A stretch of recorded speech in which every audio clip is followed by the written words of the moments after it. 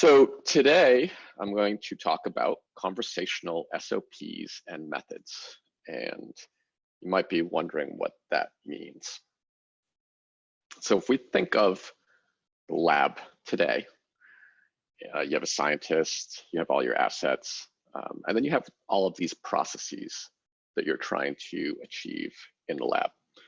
Those are in various types of forms, most often checklists, documentation.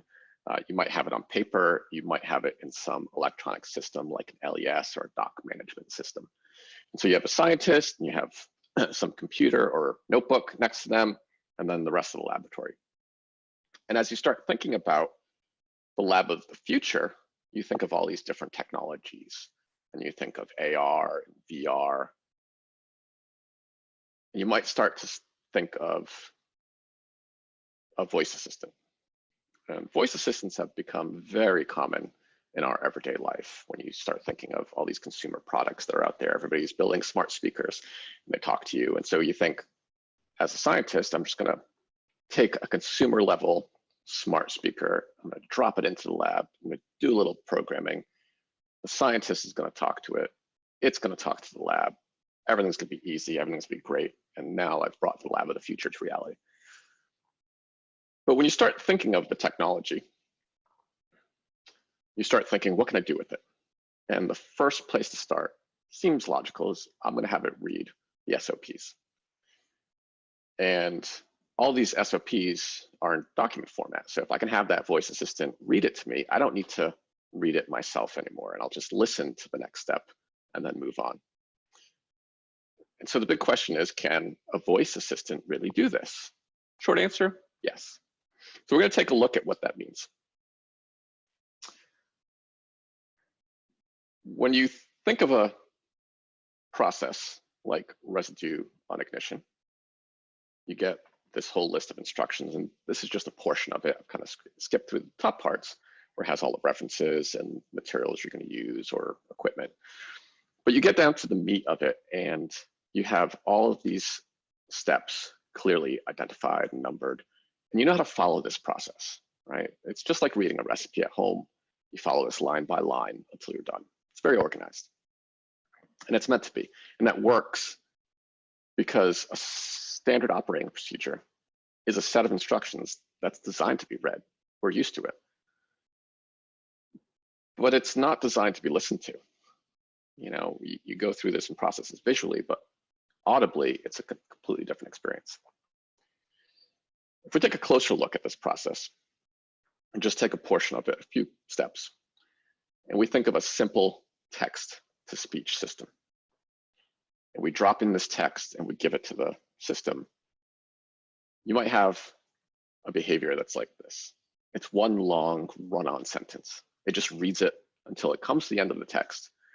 And anybody who's used any type of online speech, text-to-speech system, you'll see that this is true. It takes everything you highlight and just keeps reading until it's done.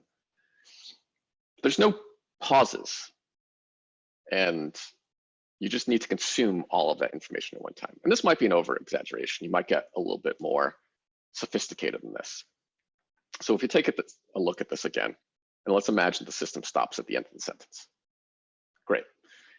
Accurately weigh the empty crucible and record the weight. So the system has now read this to you, and you're listening. But what do? It said a statement. Am I supposed to do something based on this statement? There's no prompt for responses. You're not getting a question. You're just having this read to you.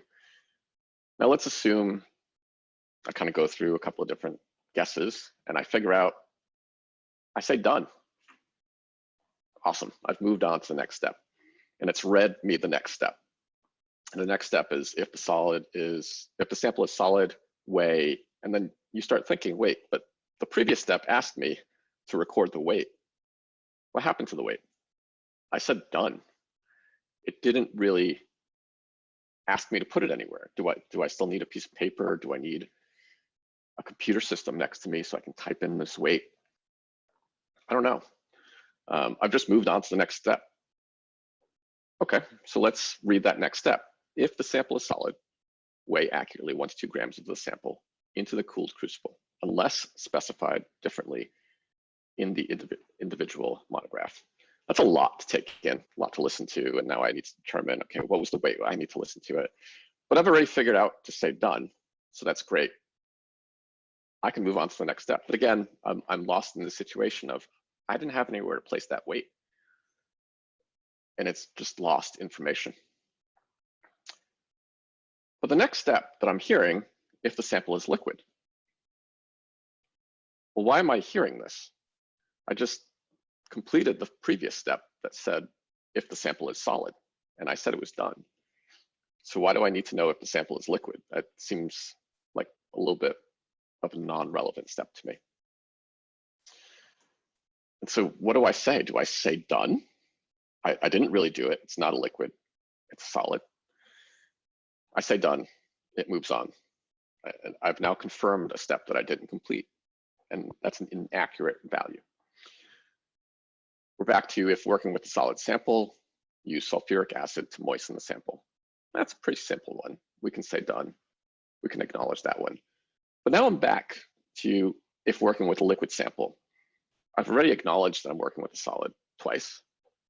I already don't know what to do with a liquid sample. All I've kind of figured out is that this isn't relevant for me to hear.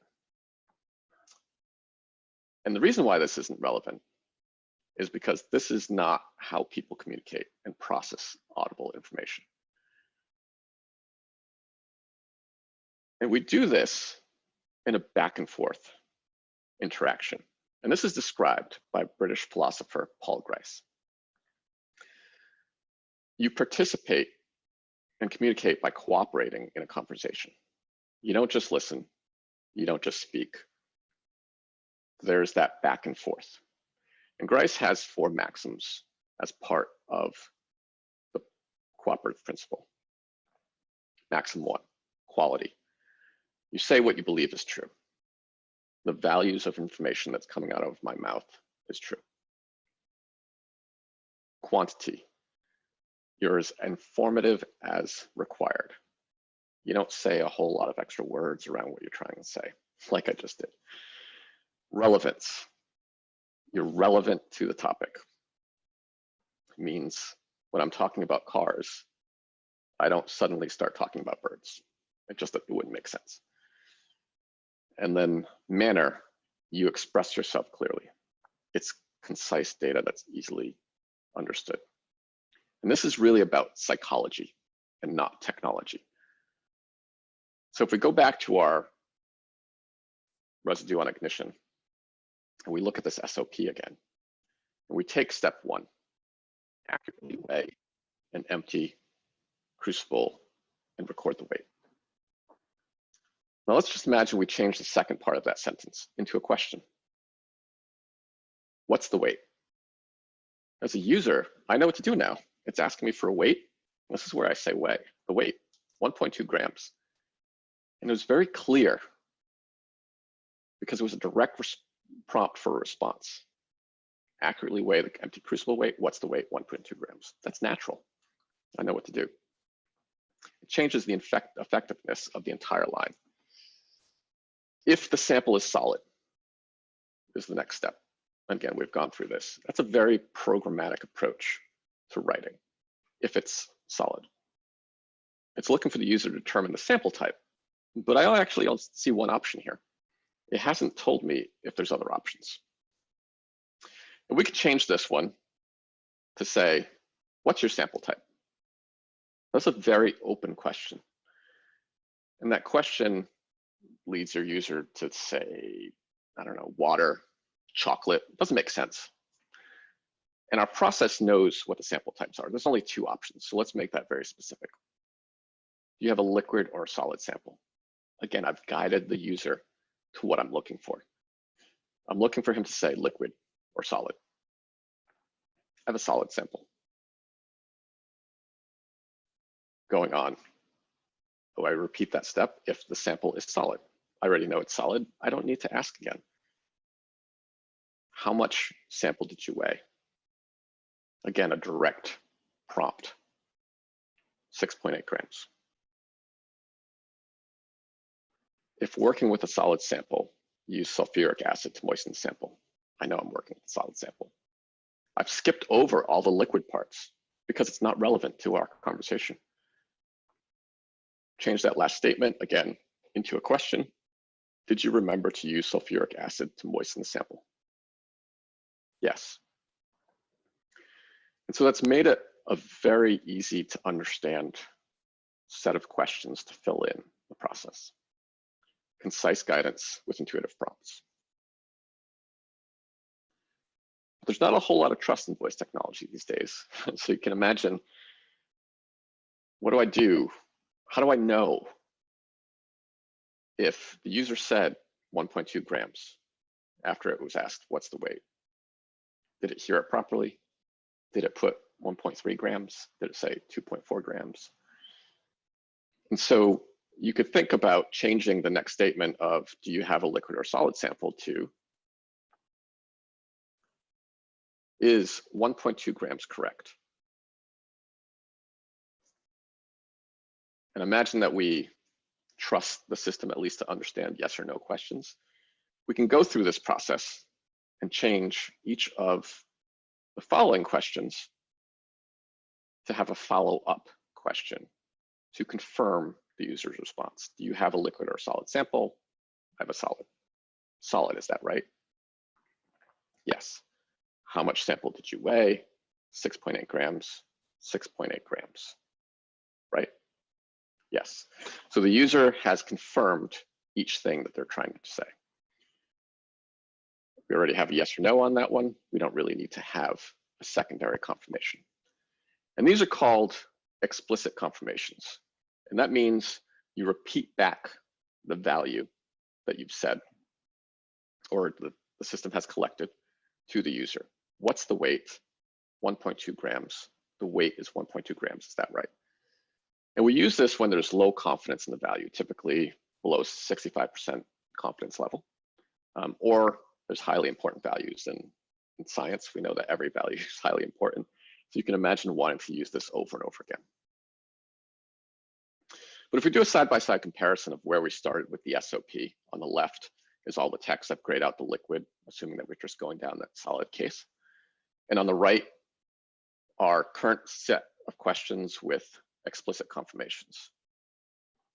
You can see that these confirmations make the dialogue very chatty. I've turned 3 statements into 7 questions. And that's not really efficient. It's not how the user wants to experience the system.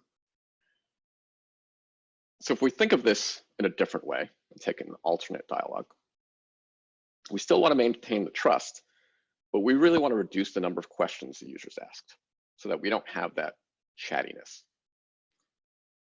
So if I say accurately weigh the empty crucible and then ask, what's the weight? I get 1.2 grams. And currently we're saying, is 1.2 grams correct? But what if we change that to say, okay, 1.2 grams for your crucible, and is your sample liquid or solid? I've combined the value that's been recorded into the next question, the next prompt. And I can do that over and over again. And as the user has said solid, I take the next one, how much solid sample did you weigh? I've stated back, it's a solid sample, 6.8 grams. And then I take the value again. Did you remember to use sulfuric acid to moisten the 6.8 grams sample? Yes. And this is called an implicit confirmation.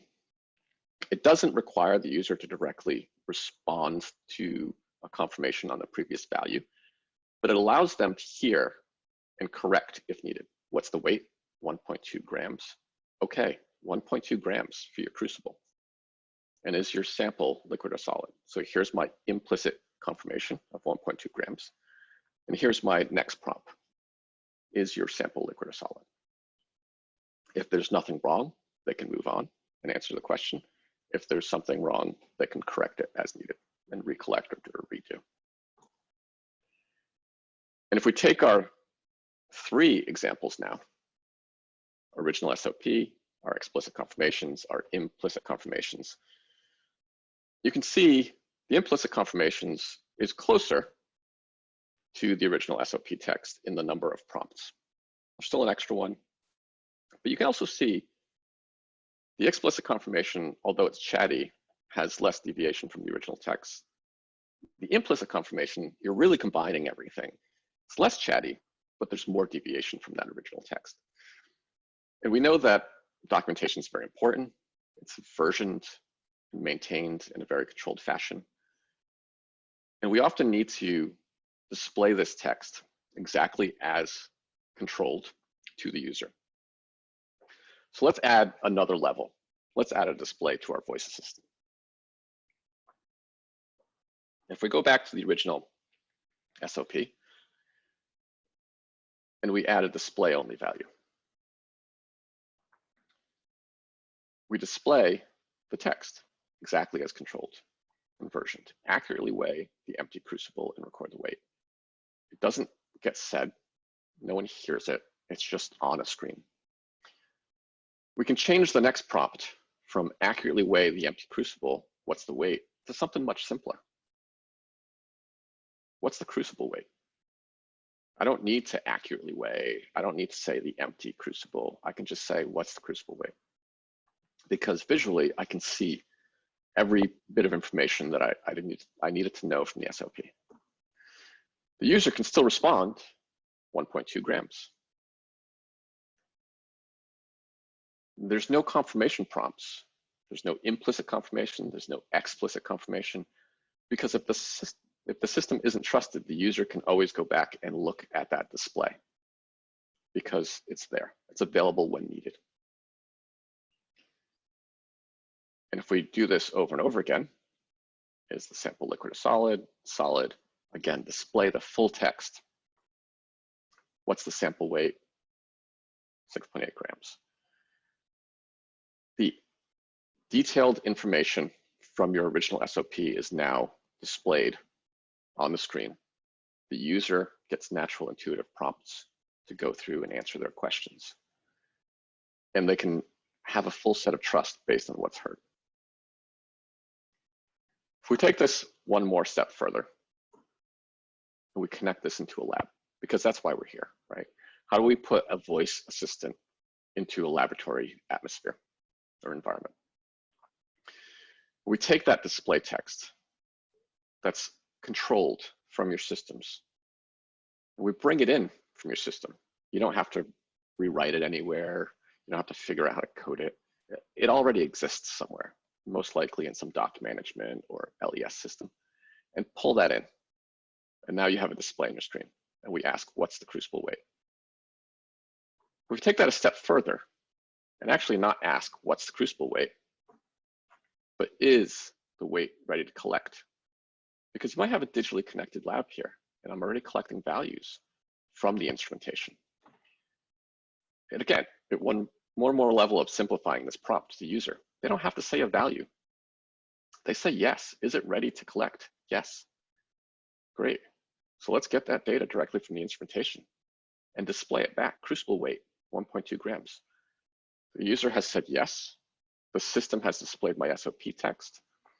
It has displayed my value coming from it. It's even labeled it. It doesn't say it. Again, these are all visual prompts, and the user can just continue through all of this. Now we take all of this information and send it back out to your laboratory systems. It could be an LES, it could be a LIMS. We make decisions based on this information. So the system has now collected its crucible weight. We say, got it. We get an audible confirmation. If I, as a user, I need to look at it, I can look at the screen. And then asks the next prompt. Is it sample liquid or solid? Solid. And so again, we take that information and send it to the system or use it internally. And you can imagine taking this and making a decision based on what the next text to display. So if the next step is based on the solid answer, we can display the solid answer. If it's based on the liquid answer, we can display the liquid answer. So here again, we're back to, is the sample solid? That's text from your laboratory software. Are you ready to collect the weight? We've changed that prompt to not what is the weight again. We're ready to collect it. We say yes. Data from the instrument. Sample weight 6.8 grams. So far, the user has only had to say yes, solid, and yes. And those are very simple terms to respond with, and very trustworthy terms. You don't have to worry about the accuracy of the data or the SOPs. And your experienced users probably know your process. They're not going to be looking back and forth at this documentation. It's just like running the same recipe over and over again in your kitchen. Every once in a while, you want to look back, make sure you got the right value, and that's how it is. And if we go back and think about the cooperative principle and its 4 maxims: quality, we have the quality of everything being true; quantity, I've only said and heard what I need to say; relevance, it's all relevant to the topic. It's coming in from your laboratory software, it's coming in from your data, it's all part of the same conversation; and manner, it's as concise as it needs to be. Your full SOP text, you have intuitive conversational prompts to really guide the user through this. You have interfaces to your existing software instrumentation. You have a conversational laboratory experience. All of this information is all part of your conversation. And it's just as natural as having a human assistant working with you side by side, but instead it's a voice assistant. And you take all of this great detail and you put that in the palm of your hands, and you have lab voice. And so we've just briefly talked about conversational design. We haven't talked about misrecognitions, no inputs, and how do we handle all of that? How do you do read collects, or even the capabilities of lab voice? But this is really about getting people thinking about what the process is for making this a natural experience for your scientists moving forward. And so if you have any questions, you want to learn more about the process, you want to learn more about conversational design, reach out to us, contact us at info@labvoice. Give us a follow on LinkedIn if you're not following this. We're going to be posting some information around all of this. And if you're interested in a personalized demo, feel free to reach out to Steve or myself, and we'll set up a call and we'll go through all of this.